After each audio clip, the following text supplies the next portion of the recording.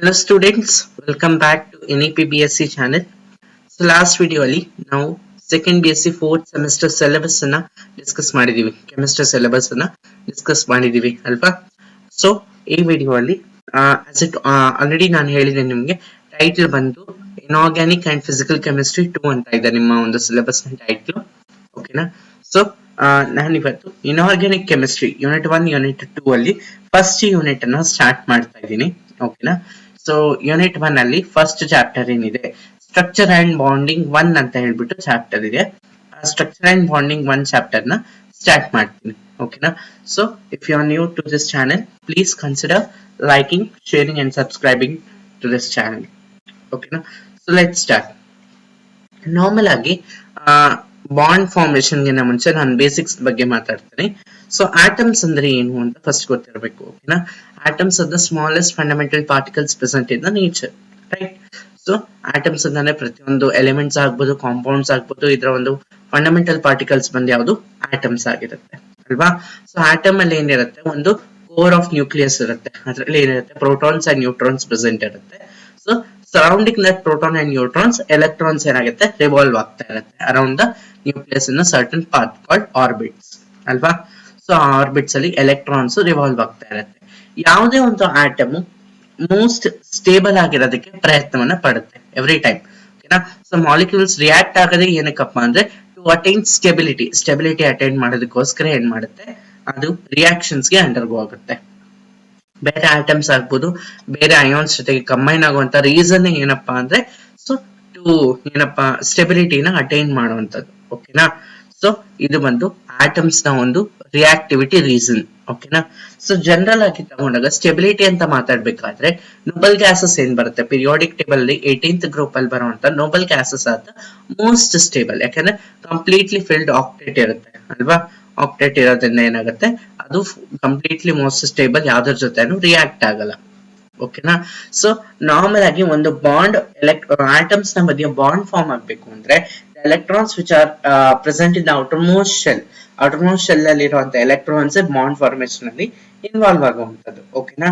So bond formation ಆದ್ಮೇಲೆ ಅದು ಏನಾಗುತ್ತೆ, ಅದಕ್ಕೆ ಬೇಕಾಗಿರುವಂತ ಎಲೆಕ್ಟ್ರಾನಿಕ್ ಕಾನ್ಫಿಗರೇಷನ್ ಅನ್ನ ಪಡ್ಕೊಳ್ಳುತ್ತೆ. ಓಕೆನಾ? ಸೊ ಮೋಸ್ಟ್ ಸ್ಟೇಬಲ್ ಸ್ಟ್ರಕ್ಚರ್ಸ್ ಯಾವುದು, ನೋಬಲ್ ಗ್ಯಾಸ್ ಆಲ್ರೆಡಿ ನೋಡಿದ್ವಿ.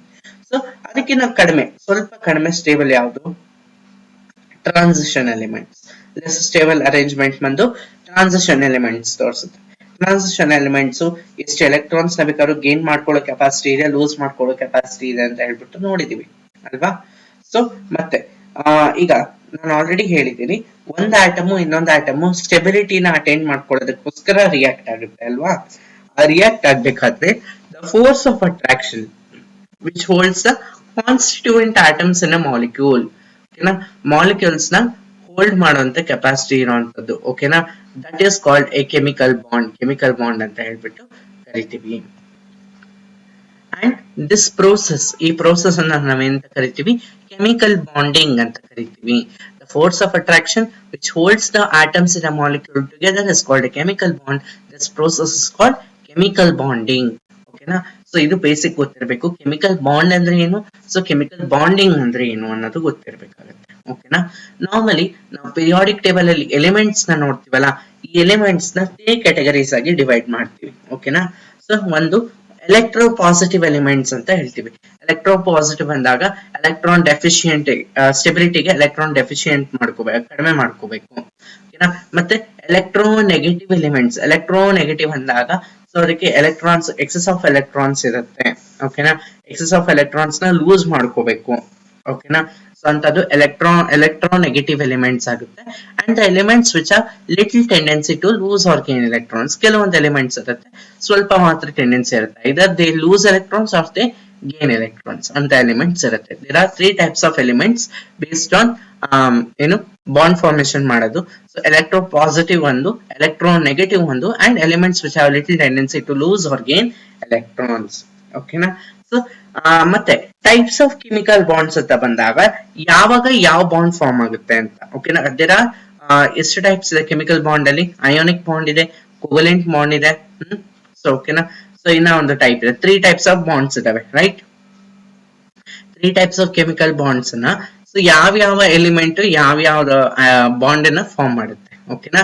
ಸೊ ಎಲೆಕ್ಟ್ರೋ ಪಾಸಿಟಿವ್ ಎಲಿಮೆಂಟ್ಸ್ ತಗೊಂಡಾಗ ಎಲೆಕ್ಟ್ರೋ ಪಾಸಿಟಿವ್ ಎಲಿಮೆಂಟ್ ಯಾವಾಗ ಎಲೆಕ್ಟ್ರೋ ನೆಗೆಟಿವ್ ಎಲಿಮೆಂಟ್ ಜೊತೆ ಕಂಬೈನ್ ಆಗುತ್ತೋ ಆಪೋಸಿಟ್ ಚಾರ್ಜಸ್ ಅಲ್ವಾ, due to the opposite charges ಏನಾಗುತ್ತೆ ಅಯಾನಿಕ್ ಬಾಂಡ್ ಫಾರ್ಮ್ ಆಗುತ್ತೆ. ಓಕೆನಾ. So next electronegative element combine with another electronegative element with the help of covalent bond. covalent bond ಅಂದಾಗ equal sharing of electrons ಆಗುತ್ತೆ. ionic bond ions ನ ಮಧ್ಯೆ ಆಗುವಂತದ್ದು, charged particles ಮಧ್ಯೆ ಆಗುತ್ತೆ. ಓಕೆನಾ. ಸೊ electronegative element ಜೊತೆ ಕಂಬೈನ್ ಆಗುವಂತದ್ದು covalent bond ಇದೆ. covalent bond ಅಂದಾಗ equal sharing of electrons. ಓಕೆನಾ. equal sharing ಆದಾಗ ಮಾತ್ರ ಬಾಂಡ್ ಫಾರ್ಮ್ ಆದ್ರೆ ಅಂತದನ್ನ ಏನಂತ ಹೇಳ್ತೀವಿ electronegative element ಅಂತ ಕರಿತೀವಿ. ಓಕೆನಾ. ಸೊ ಮತ್ತೆ ಎರಡು electro positive elements electron excess of electrons ಇರುವಂತ ಯಾವ್ದನ್ನ ಎರಡು ಎಲೆಕ್ಟ್ರೋ ಪಾಸಿಟಿವ್ ಎಲಿಮೆಂಟ್ಸ್ ಒಂದು ಮೆಟಾಲಿಕ್ ಬಾಂಡ್ ಮುಖಾಂತರ ಏನಾಗುತ್ತೆ ಕಂಬೈನ್ ಆಗುತ್ತೆ. ಓಕೆನಾ. ಸೊ ಈ ಚಾಪ್ಟರ್ ಅಲ್ಲಿ ನಾವು ಡಿಸ್ಕಸ್ ಮಾಡುವಂತದ್ದು ಅಯಾನಿಕ್ ಬಾಂಡ್ ಬಗ್ಗೆ. ಓಕೆನಾ. Ionic bond, covalent bond, metallic bond, 3 bonds ನ ಬಗ್ಗೆ ಈ ಸೆಮ್ ಪೂರ್ತಿ ಡಿಸ್ಕಸ್ ಮಾಡ್ತೀರಾ. ಬಟ್ ಈ ಚಾಪ್ಟರ್ ಅಲ್ಲಿ ನೀವು ಡಿಸ್ಕಸ್ ಮಾಡುವಂತದ್ದು ಅಯಾನಿಕ್ ಬಾಂಡ್ ಬಗ್ಗೆ. ಓಕೆನಾ. So what is ionic bond, ಎರಡು ಎಕ್ಸಾಂಪಲ್ಸ್ ಇದಾವೆ, ಆ ಎಕ್ಸಾಂಪಲ್ಸ್ ಎಲ್ಲ ನೋಡ್ತಾರೆ. ಓಕೆನಾ. So let start. What is ionic bond? Ionic bond ಅಂದ್ರೆ ಏನು ಅಂತ ಹೇಳ್ಬಿಟ್ಟು ನೋಡೋಣ. Ionic bond is formed by transfer of one or more electrons from one atom to the other. Already ಹೇಳಿದ್ದೀನಿ, ಒಂದು ಎಲೆಕ್ಟ್ರೋಪಾಸಿಟಿವ್ ಎಲಿಮೆಂಟ್ ಒಂದು ಎಲೆಕ್ಟ್ರೋನೆಗೆಟಿವ್ ಎಲಿಮೆಂಟ್ ಜೊತೆ combine ಆದಾಗ ಅಯಾನಿಕ್ ಬಾಂಡ್ ಫಾರ್ಮ್ ಆಗುತ್ತೆ. ಓಕೆನಾ. ಸೊ ಆಗ್ಬೇಕು ಅಂದಾಗ ಏನಾಗುತ್ತೆ ಎಲೆಕ್ಟ್ರಾನ್ಸ್ ಒಂದ್ ಆಟಮ್ ಇಂದ ಇನ್ನೊಂದು ಆಟಮ್ಗೆ ಟ್ರಾನ್ಸ್ಫರ್ ಆಗ್ಬೇಕು. ಓಕೆನಾ.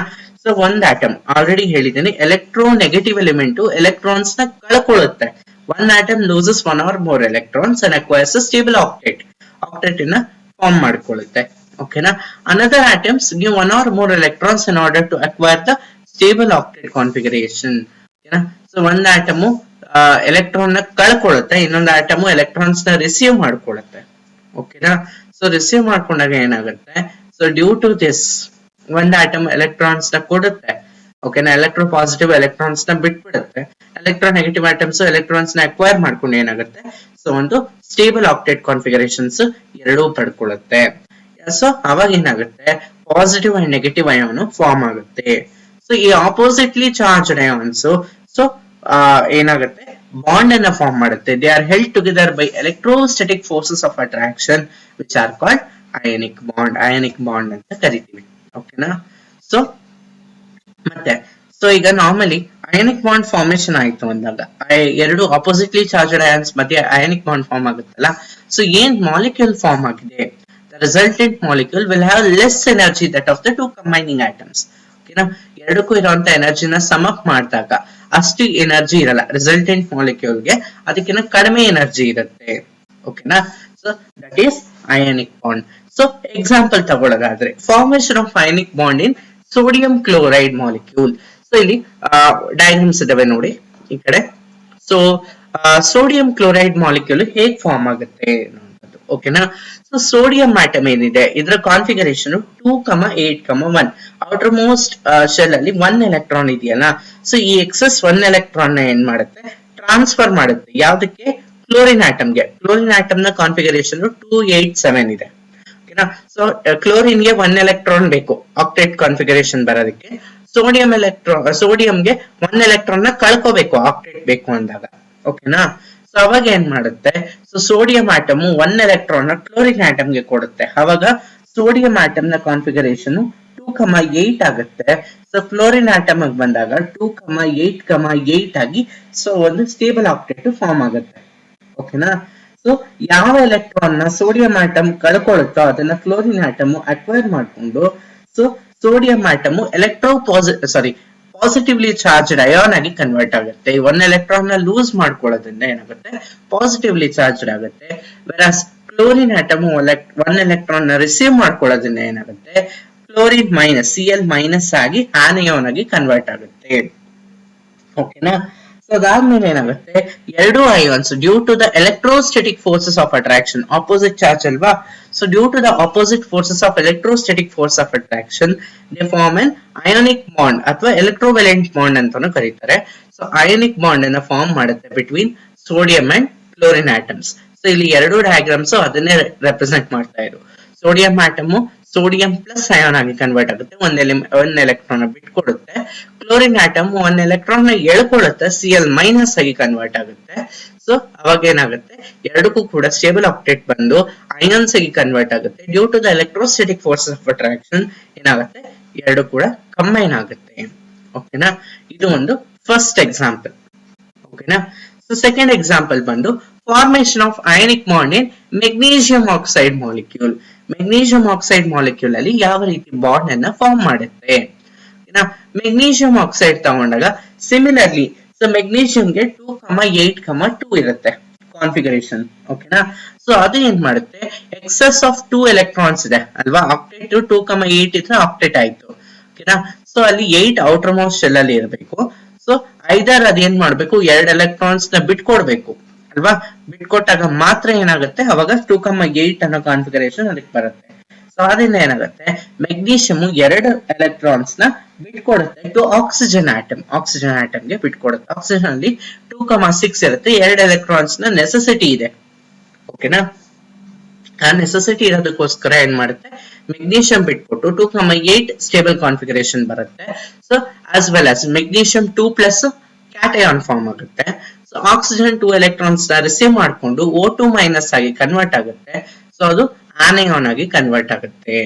ಓಕೆನಾ, ಸೊ ಆಗ so magnesium 2+ ion and O2- ion ಏನಾಗುತ್ತೆ, ಕಂಬೈನ್ ಆಗ್ಬಿಟ್ಟು MgO ಫಾರ್ಮ್ ಆಗುತ್ತೆ. ಮೆಗ್ನೀಷಿಯಂ ಆಕ್ಸೈಡ್ ಫಾರ್ಮ್ ಮಾಡುತ್ತೆ due to electrostatic forces of attraction. ಓಕೆನಾ, ಸೊ ಇದು ಬಂದು ಯಾವುದು ಮೆಗ್ನೀಷಿಯಂ ಆಕ್ಸೈಡ್ ಮಾಲಿಕ್ಯೂಲ್ ಅಲ್ಲಿ ಫಾರ್ಮ್ ಆಗುವಂತದ್ದು. ಅಯಾನಿಕ್ ಬಾಂಡ್ ಫಾರ್ಮ್ ಆಗ್ಬೇಕು ಅಂದ್ರೆ ಒಂದು ಆಟಮ್ ಎಲೆಕ್ಟ್ರಾನ್ಸ್ ಬಿಟ್ಕೊಡ್ಬೇಕು, ಇನ್ನೊಂದು ಆಟಮ್ ಎಲೆಕ್ಟ್ರಾನ್ ನ ರಿಸೀವ್ ಮಾಡ್ಕೋಬೇಕು. Due to the electrostatic forces of attraction ಏನಾಗುತ್ತೆ, ಬಾಂಡ್ ಅನ್ನ ಫಾರ್ಮ್ ಮಾಡ್ತಾರೆ. ಓಕೆನಾ, so next concept coordination number ಅಥವಾ ಸ್ಟ್ರಕ್ಚರ್ ಆಫ್ ಅಯಾನಿಕ್ ಸಾಲಿಡ್ಸ್ ಅಂತ ಹೇಳ್ತೀವಿ. ಓಕೆನಾ, ಕೋಆರ್ಡಿನೇಷನ್ ನಂಬರ್ ಕಾನ್ಸೆಪ್ಟ್ ನ ಎಕ್ಸ್ಪ್ಲೇನ್ ಮಾಡೋದಕ್ಕೆ ಮುಂಚೆ ಅಯಾನಿಕ್ ಸಾಲಿಡ್ಸ್ ನ ನಾವು ನೋಡಿದಾಗ ಎಲೆಕ್ಟ್ರೋಸ್ಟಾಟಿಕ್ ಫೋರ್ಸಸ್ ಆಫ್ ಅಟ್ರಾಕ್ಷನ್ ಇರುತ್ತೆ 2 ಅಯಾನ್ಸ್ ಮಧ್ಯ. ಏನ ಅದೇ ಸಿಮಿಲರ್ಲಿ ಚಾರ್ಜ್ಡ್ ಅಯಾನ್ಸ್ ಅದೇ ರಿಪಲ್ಷನ್ ಫೋರ್ಸಸ್ ಇರುತ್ತೆ.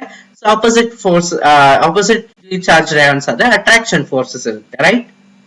ಈ ಅಟ್ರಾಕ್ಟಿವ್ ಫೋರ್ಸ್ ಮ್ಯಾಕ್ಸಿಮಮ್ ಯಾವಾಗ ಆಗುತ್ತೆ ಅಂದ್ರೆ, ಸಿ ಮೆಗ್ನೀಷಿಯಂ ಆಕ್ಸಿಜನ್ ಮಾಲಿಕ್ಯೂಲ್ ತಗೊಂಡಾಗ ಸೊ ಯಾವಾಗ ಒಂದು ion it is surrounded by greatest number of oppositely charged ion. ಒಂದು ಕ್ಯಾಟಯನ್ ನ greater number of anion surround ಆದ್ರೆ ಸೊ ಅಲ್ಲೂ ಕೂಡ ಅಟ್ರಾಕ್ಟಿವ್ ಫೋರ್ಸ್ ಮ್ಯಾಕ್ಸಿಮಮ್ ಇರುತ್ತೆ. ಅಥವಾ ಒಂದು ಆನಿಯಾನ್ ನ maximum number of cation surround ಆದ್ರೂ ಕೂಡ ಅಲ್ಲಿ ಕೂಡ ಗ್ರೇಟ್ ಅಟ್ರಾಕ್ಟಿವ್ ಫೋರ್ಸ್ ಇರುತ್ತೆ. ಸೊ ಈ ರೀತಿ ಆಗೋ ಪ್ರೋಸೆಸ್ ಏನಿದೆ, the attractive force will be maximum. ಯಾವಾಗ ಮ್ಯಾಕ್ಸಿಮಮ್ ಇರುತ್ತೆ, when each ion is surrounded by greatest number of oppositely charged ions. Greatest number of oppositely charged ions ಇಂದ ಸರೌಂಡ್ ಆಗಿರಬೇಕು. ಒಂದು ion it is surrounded by more number of oppositely charged ions. The number of ions surrounding any particular ion is called the coordination number. So ಒಂದು charged ion outside ಆಪೋಸಿಟ್ಲಿ ಎಷ್ಟು ions charge ಆಗಿರುವಂತ ions ಆಪೋಸಿಟ್ಲಿ charged ions ಇರುತ್ತೆ, ಅದನ್ನ ನಾವೆಂತ ಕರಿತೀವಿ, coordination number ಅಂತ ಕರಿತೀವಿ. ಓಕೆನಾ, ಸೊ ಪಾಸಿಟಿವ್ ಅಯಾನ್ಸ್ ಮತ್ತೆ ನೆಗೆಟಿವ್ ಅಯಾನ್ಸ್ ಗೆ ಸೇಮ್ ಕೋಆರ್ಡಿನೇಷನ್ ನಂಬರ್ ಇರುತ್ತೆ ಯಾವಾಗ, so equal type of ions ಇದ್ದಾಗ. ಓಕೆನಾ, equal number of both type of ions ಇದ್ದಾಗ. ಓಕೆನಾ, ಸೊ ಚೇಂಜ್ ಆಗೋದಕ್ಕೂ ಸಾಧ್ಯ ಇದೆ, ಯಾಕಂದ್ರೆ ಪಾಸಿಟಿವ್ ಅಯಾನ್ಸ್ ಕಮ್ಮಿ ಇದ್ದು ನೆಗೆಟಿವ್ ಅಯಾನ್ಸ್ ಜಾಸ್ತಿ ಇದೆ ಅಂದಾಗ ಸೊ ಅಲ್ಲಿ ಚೇಂಜಸ್ ಆಗುತ್ತೆ ಕೋಆರ್ಡಿನೇಷನ್ ನಂಬರ್. ಓಕೆನಾ, ಸೊ ಇದು ಬಂದು coordination number concept. Coordination number ಅಂದ್ರೆ the number of ions surrounding another particular ion. ಓಕೆನಾ, ಒಂದ್ ಅಯಾನ್ ನ ಸರೌಂಡ್ ಆಗಿರೋಂತ ಬೇರೆ ಅಯಾನ್ಸ್ ಎಷ್ಟು ಅಯಾನ್ ಸರೌಂಡ್ ಆಗಿದೆ ಅನ್ನೋದನ್ನ ನಾವು ಎಂತ ಕರಿತೀವಿ, ಕೋಆರ್ಡಿನೇಷನ್ ನಂಬರ್. ಓಕೆನಾ, so this is the concept of coordination number. Next lecture ಅಲ್ಲಿ ರೇಡಿಯಸ್ ರೇಷಿಯೋ ಅಂದ್ರೆ ಏನು, what are the rules for calculating radius ratio, coordination number 2 and 3 discuss ಮಾಡೋಣ. ಓಕೆನಾ, so thanks for watching. If you like this video, please like, share and subscribe to my channel.